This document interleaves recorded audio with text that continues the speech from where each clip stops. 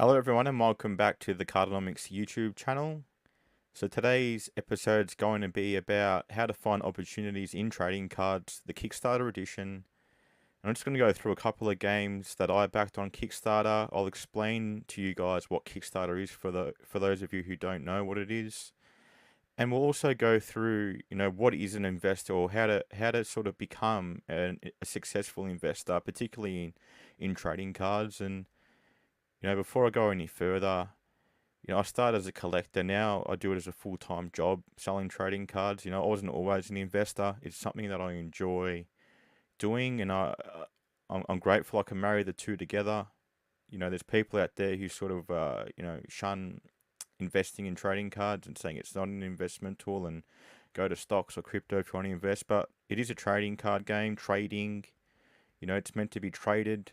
You actually pay money for your games. It's a tradable commodity, let's say, and there's enough people to do it to create markets, around the world.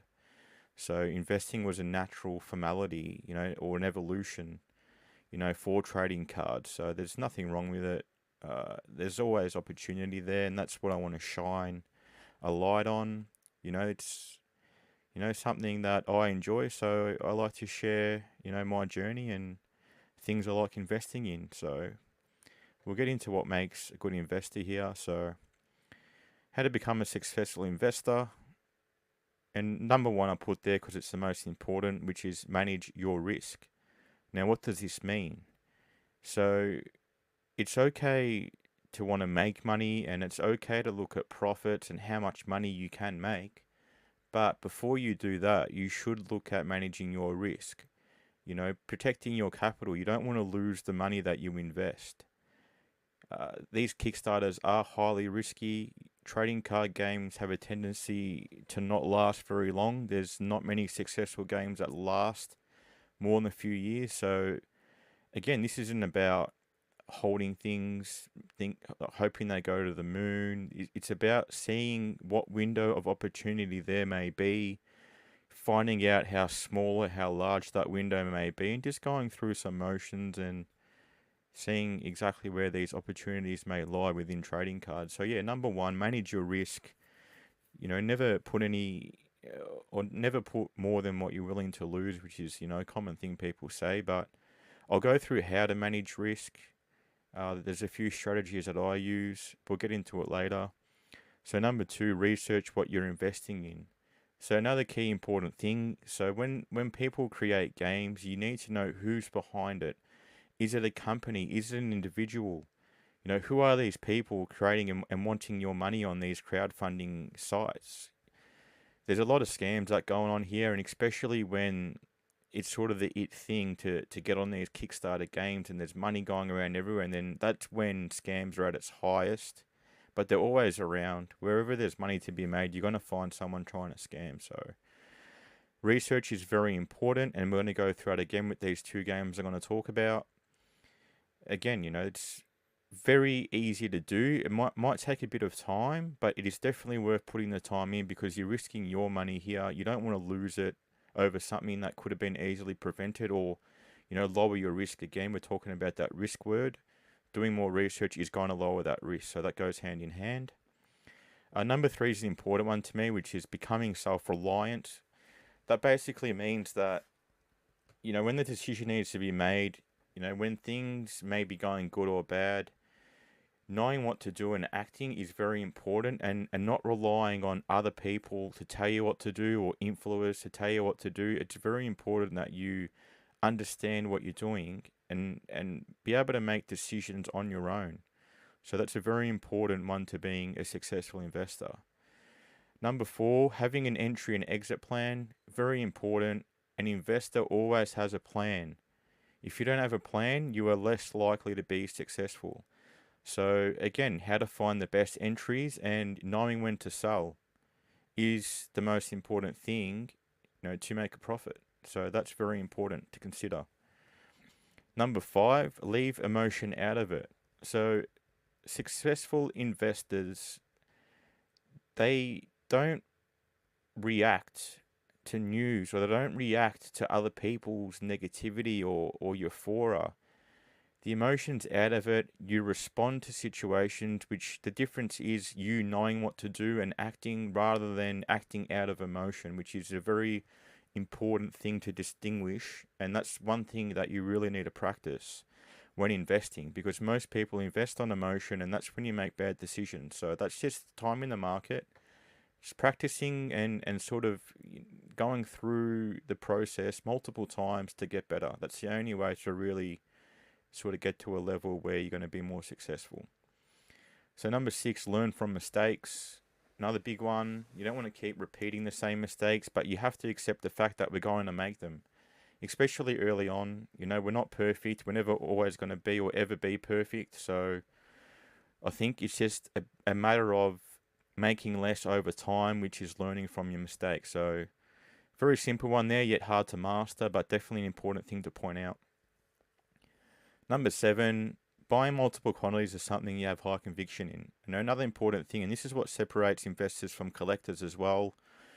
Collectors tend to buy one of something they really like. There's that sort of tangible aspect that you can be emotionally tied to that object because you really like it.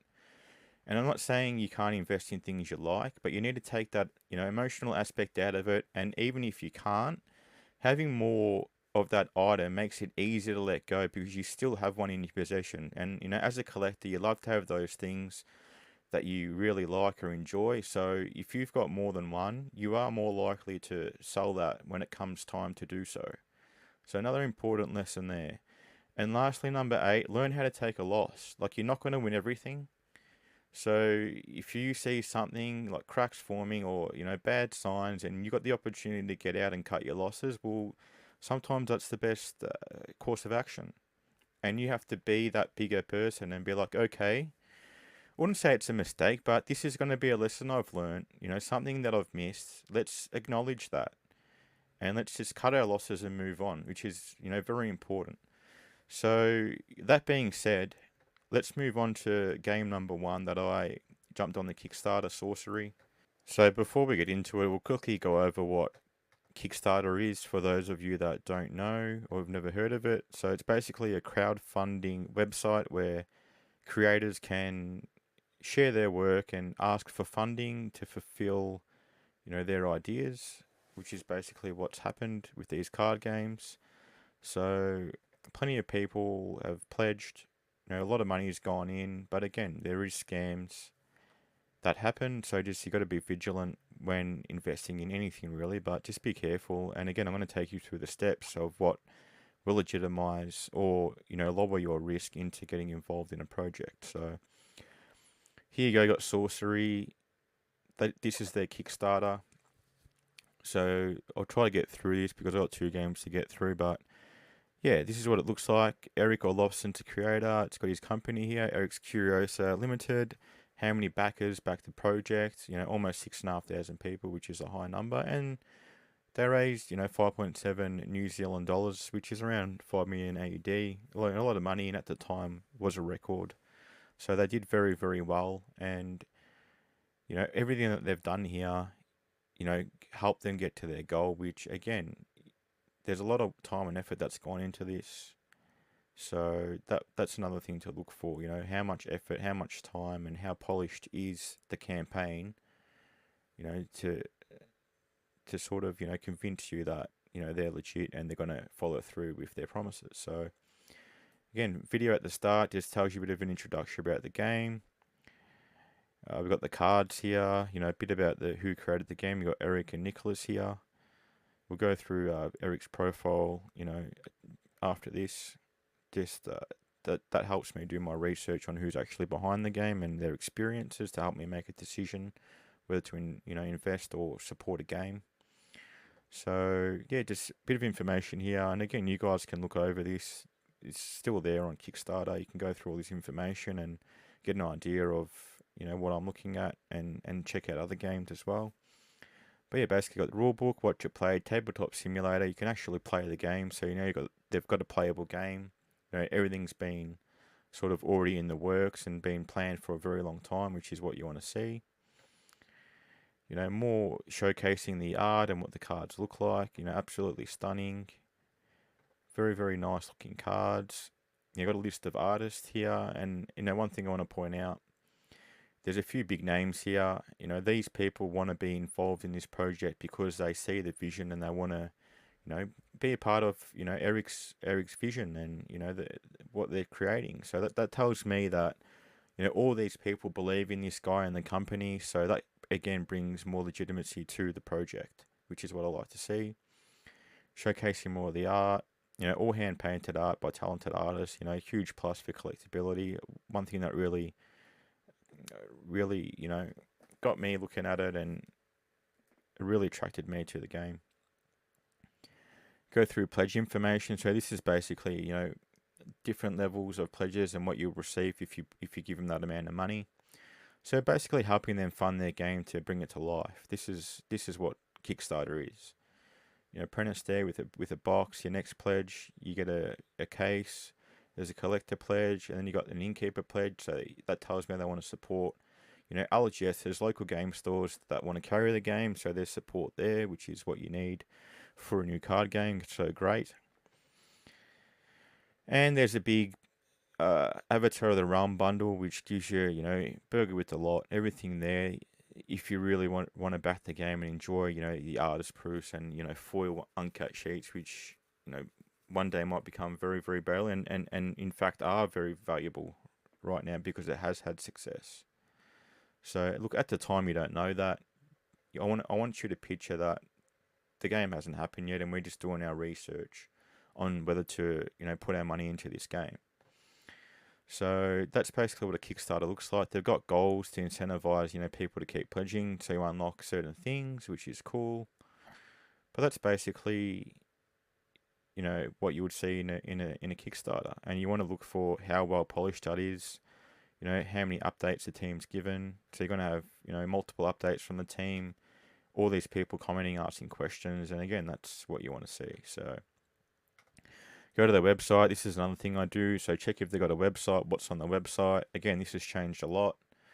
This is their next set coming out. So set 2 or 3 Year in Legends, going to release end of the year. There's some spoilers there. Again, this wasn't there at the time, but it's a very polished website. It tells me that a lot of time and effort's gone into it. So that, again, brings more legitimacy to the project. We can look at Eric. This is Eric. So face to the name, great. He's not trying to hide. He's out there in the open. His experience is here. Grinding Gear Games. They made PoE, which is how I found out about the game I used to play. Eric was the creative director for Grinding Gear for 15 years. And this is all information you can verify just by doing a bit of research. So again, that's what intrigued me initially to the game. This was before the Kickstarter. And that's what prompted me to do more research and, wait for the Kickstarter and back it. So Simon, another prominent name that comes up in Sorcery. He's made videos. He's, become a face on many of those videos. And again, finding out who Simon is. Plenty of information here. Simon's done a lot in his career. Achieved many things. And again, part of the Sorcery team, which is good. Good to know that there's people out there with experience that can make things happen. And just one more, Chase DuPont, another name that comes up a lot. Does a lot for Sorcery, works for Sorcery. Community manager at Eric's Curiosa, all verifiable information that's there, and we can say, okay, that these people are who they say they are. Again, more stuff on the website. You got here, Rafa game designer. Yeah, you meet the team. Again, brings more legitimacy to the project. So that's, again, something that we should look for. So now I want to go over to... This is one of the slides I made. And again, this is why I wanted to point out about managing risk. So let's go over to this. And this is just a graph I made. Basically, me sort of trying to interpret, situations that can occur and how I'll deal with them or how the things are going to play out. And, I played this, I bought 32 boxes, I believe. That was the level of risk I wanted to take and the amount of money I wanted to put on this project at the time. I ended up selling 12 odd boxes, I think, for around $1,000 mark on average. So that netted me, say, $12,000. I made about $10,000 just from that, and I still got, plenty of other product and boxes left. So that's me managing my risk, which is what I pointed out before. So the perfect scenario is that, okay, you've just bought all this product, you're being patient, you're waiting for this hype phase, what we call it, to see if that happens. And this is the most liquid time when you can sell stuff. So if you get this happening, well, I think that, again, should be part of your plan. So plan one, you've got your entry, which is, Kickstarter product at Kickstarter prices, which was, $172 odd or something like that. So that, again, very low risk because you're getting in early. And, if you can, again, we're not trying to time the top. We're just trying to take advantage of when people are actually going to buy the product, because something can be worth, $2,000, but if you've got no buyers paying $2,000, well, it might as well be worth nothing. So we want to take advantage of when people are actually, buying the product, the most liquid time, which is here. So it's not about me trying to time tops. I just want to, get back my initial investment, which takes my risk off the table. So now I'm risk free. And again, I like Sorcery. I enjoy Sorcery. I am not just in it for money, but I still see the opportunity, and I still, made a plan to execute that plan, so I can, profit and still enjoy the product for nothing now. So that's the perfect scenario for an investor. And that's what I'm trying to show people, that these windows of opportunities do happen, but they don't last too long. So just take advantage when they're there. And that's all it is. It can be applied with any investment. So we'll just have a look at this quickly. First scenario, which is the red scenario, the worst thing that can happen. Price continues to crash after hype as people try to sell everything they have, undercutting one another until the product is worthless, giving the game no hope of recovery. So that's the worst scenario. So hype phase up, and then, it's all speculators. There's too much product out there, not enough demand. So it was just basically pump and dump, is what people refer to. That didn't happen. So the next scenario is the orange line. This is your 50-50 scenario. Larger correction after the initial hype, 50-70%. This shows there is doubt within investors, but many still believe in it, which could go either way. So the risk is greater if this happens, and it's a flip of the coin. So that can go either, make recovery slowly, or, slowly go down, and then basically once a game gets down under what the cost was, very hard to come back. So again, that's a 50-50 flip of the coin. And then the green scenario, which is basically what happened, and the best scenario. So you still get a correction. 30% is around about what you expect. Investors have unloaded what they wanted to, and demand has been met for the time being. So this is the best scenario for, the most probable scenario for continuation and success for the game. And again, it doesn't mean it's going to be successful, but this is good signs early on and what you would like to see. So again, the best time to get into these high risk investments is right at the beginning, as I stated before. If prices start to go below the initial offering price, this is a sign of weakness, and the likelihood of success is very small. So alpha boxes held up extremely well and reaffirmed my decision to hold on to my boxes longer. With the successful launch of beta, demand is increasing as more people discover the game, and I'm excited to see where Sorcery ends up in years to come.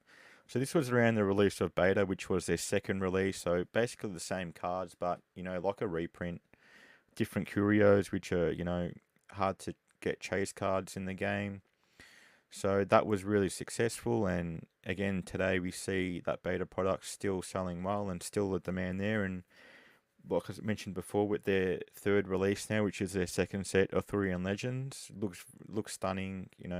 Nothing less than what I expected. So I'm very excited about that. So let's move on. Just want to go over some pros and cons here. So that's, again, basically what I would go through when looking for or investing or supporting a game. So here we've got, the pros and cons we can weigh up. So the pros that I've mentioned here, great team that listens and acts. So throughout the campaign, they listened. When there was, teething issues, they still, they were able to sort of act quickly and rectify things, which was I like to see. At the time, they were the biggest Kickstarter funding for a TCG. So again, good signs. There's plenty of support there. But again, we need to be careful that that's real demand, and not just speculators that are trying to make a quick buck. So 3, high quality product. Again, as I went over, like hand painted art, the product's amazing. Uh, Again, you still want the product to be good. Doesn't matter, you know, about all these other metrics I explained if the product's no good. So again, you've got to make sure that the team is capable and you're getting a good product that people are going to want to buy. Number 4 was an amazing opening experience. So if you've opened a box of Sorcery, you would know exactly what I'm talking about. People are addicted to opening the product because it's so good, and that's again a good sign that this game, can continue to have success if they keep producing, good products. People want to open. Well, again, Sorcery is there to, make money as well. Like they're a business. They're not doing this out of love. They're doing this because one, they want to, build a successful business, and I'm sure Eric and the team is passionate about their project, or else they wouldn't have done it in the first place. And it might not all be about the money, but it's you need money to continue doing this. So you need to fund your dreams. You need to fund that success. So you still need a viable business model, despite if you're in it for the money or not. So. Number 5, strategic grid style game with depth. So I like the way the game design was. There was plenty to sort of, look around the board and plenty to sort of dive into and different aspects of the game. Again, I'm not a player, but from what I know, it's different. It can hit TCG players and board gamers, so that opens the pool of who might buy the game. So again, I really like that about the game. So number 6, many great fan-made communities. So there's a lot of good communities that are being built out there for different niches of the game. So again, you've got the playing aspect, you've got the collecting aspect, and you've got the investing aspect. They're the 3 pillars of what you'd find in most games these days. And again, like that collecting and investing does come from the people that make these games intend the product to have value. And it's not a bad thing, and that's just going to naturally bring people to speculate on the game or to speculate on trading cards. So that's something that you really have no choice over. If you want to create value in your game and you want to put your blood, sweat, and tears into a product, to make something that's valuable and that people want, then we have to really recognize that. And you don't want to undo all that hard work by one, overprinting the product, which devalues the product. You've spent all this time trying to make a good product that people want. You don't want to do that. And another thing that I think, and again, nothing against players, you have your place in trading cards, but you need to understand that having value and some things being expensive is good for the game, and it's intended by design. So to say that everything needs to be cheap and it's not accessible. Like there's game pieces that are there to be played that are cheap, and there might be more expensive versions that for collecting, and that's okay and that's intended. So we just going to understand that the intention behind it is that, and that's how we need to see it.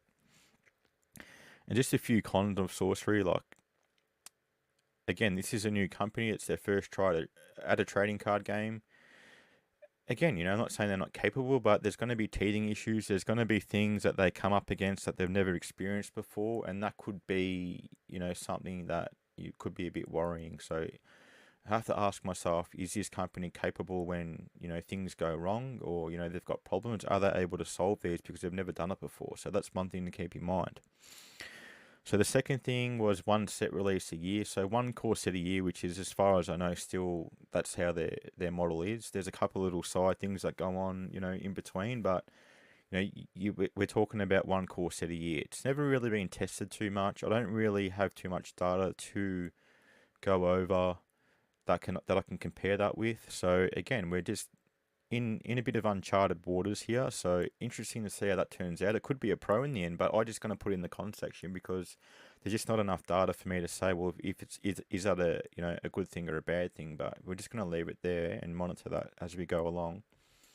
So number 3, and this is after the Kickstarter went and we've seen the supply issues that hit through beta, and this is going to happen when a game's growing. You can't always anticipate how much supply you need. You can't really foresee how much growth your game's going to have. And look, at the end of the day, your game's growing and it's popular. That's why you're lacking that supply, but it's what you're going to do about it now and moving forward that makes a difference. And look, I think they made a few mistakes in the sense that they did reprint for underserved regions and they did receive more product, but the biggest market is the US, and they ran out of stock, and a lot of that stock elsewhere ended up in the US anyway. So I think that's one thing that can probably learn from in the future. But again, that's going to happen. No one's perfect, but just put it in the cons as something that they can probably work on. And number 4, marketing could improve. And again, it's not all up to the company to market. They've spent all the time making the product, and it's up to these, communities, as I mentioned before. That's marketing. You got Mike at Collector Art House who really emphasizes the art, and the artists work with him because they like what Mike's building.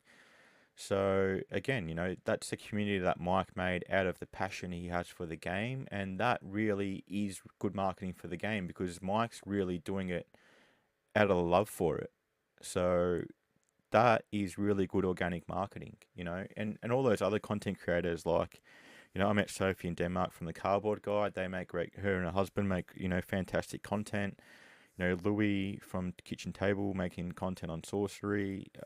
Hayne, I've seen back in the day. I don't know if he still makes content, but I've seen a few of his videos, which are pretty cool. So they're a part of marketing as well, and it's not always up to the team, but I'll put it in cons because the team can still, do a lot of their own marketing, and that will really help the awareness and push the game even further. And again, that's what it's about. It's raising awareness, which is what's going to make this game successful. So everyone plays a role, and as long as everyone does their role to a point where it's going to attract attention, well, that's great. And that's what I want to emphasize, on that point there. So yeah, I think that covers Sorcery, and part 2 is going to be Altered, and we'll get into that shortly. Coming soon.